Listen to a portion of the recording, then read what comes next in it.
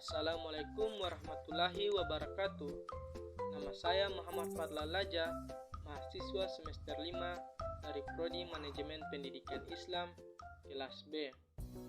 Di sini saya akan membuat video pembelajaran di mana saya mengambil topik pembahasan yang berjudul itu metode pembelajaran di pesantren. Pertama-tama, saya akan menjelaskan terlebih dahulu apa yang dimaksud dengan pesantren. Secara etimologi, perkataan pesantren berasal dari akar kata santri dengan awalan P dan akhiran an, yang berarti tempat tinggal santri. Selain itu, asal kata pesantren terkadang dianggap gabungan dari kata san, yang artinya manusia baik, dengan suku kata ira, yang artinya suka menolong. Sehingga kata pesantren dapat berarti tempat pendidikan manusia baik-baik. Kemudian Profesor John berpendapat bahwa istilah santri berasal dari bahasa Tamil, yang berarti guru mengaji.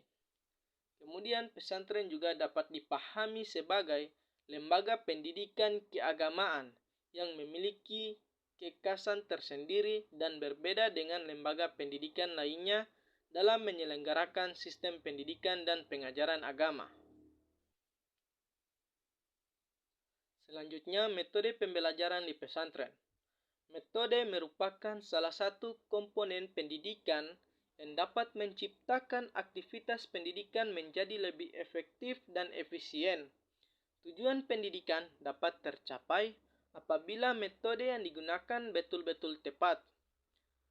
Metode dapat berarti cara atau jalan yang harus dilalui untuk mencapai suatu tujuan. Dalam bahasa Arab, untuk menyebutkan metode digunakan istilah tarikah atau uslub, yang menurut Al-Jurjani berarti segala sesuatu yang memungkinkan untuk sampai dengan benar pada tujuan yang diharapkan. Sebagai lembaga pendidikan, pondok pesantren memiliki beberapa metode pembelajaran, antara lain sorogan, bandongan atau wetonan, halaqah, metode hafalan atau tahfiz, metode muazzakaro atau batsul masail. Para santri yang mondok maupun santri kalongan sama-sama belajar pada tempat dan waktu yang sama. Metode pertama yaitu metode sorogan. Metode sorogan yaitu murid secara perorangan dengan guru atau dikenal juga dengan metode individual. Metode ini merupakan bagian yang paling sulit dari keseluruhan metode pendidikan Islam tradisional. Sebab sistem ini menuntut kesabaran, kerajinan, ketaatan, dan disiplin pribadi santri. Meski demikian, sistem ini merupakan sistem yang paling efektif agar santri memiliki kemampuan menguasai pembelajaran dengan sangat efektif. Karena dalam sistem sorogan ini dilakukan santri secara individu, dan ada kesempatan langsung bertanya pada kiai atau ustadz jika ada permasalahan atau kesulitan yang dipahami. Kemudian metode yang kedua yaitu metode bandongan atau seringkali juga disebut sistem weton. Dalam sistem ini, sekelompok murid mendengarkan seorang guru yang membaca, menerjemahkan, menerangkan, dan seringkali mengulas buku-buku Islam dan bahasa Arab.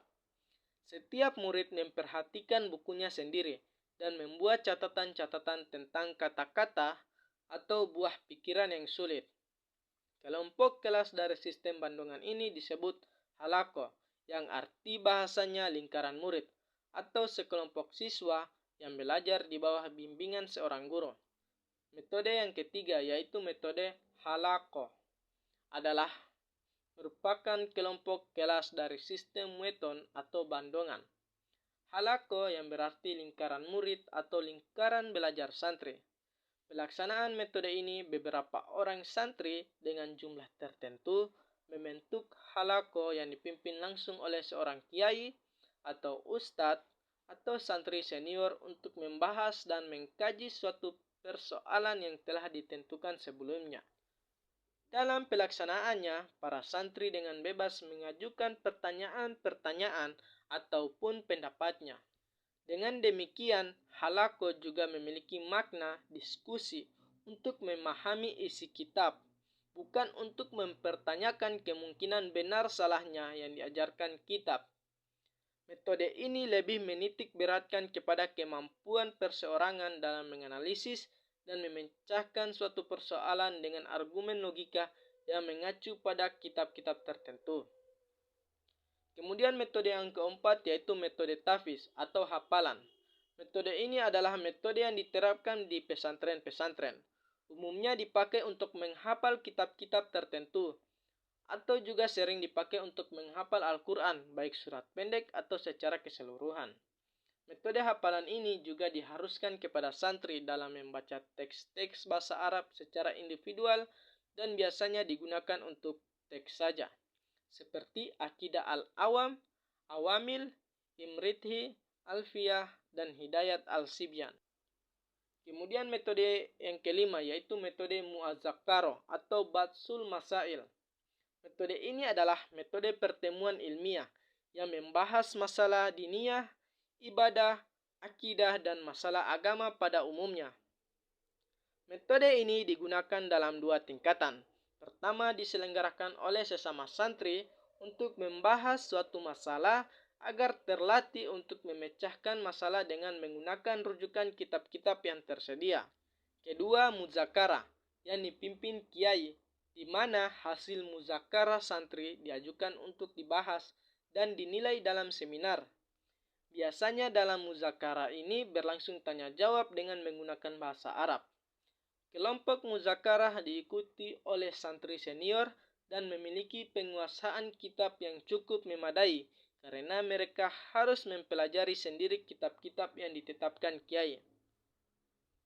Metode-metode yang telah dijelaskan merupakan sebagian dari metode-metode yang diterapkan di pesantren.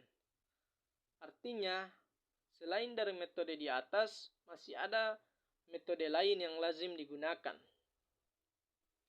Semoga video pembelajaran ini dapat bermanfaat bagi kita semua.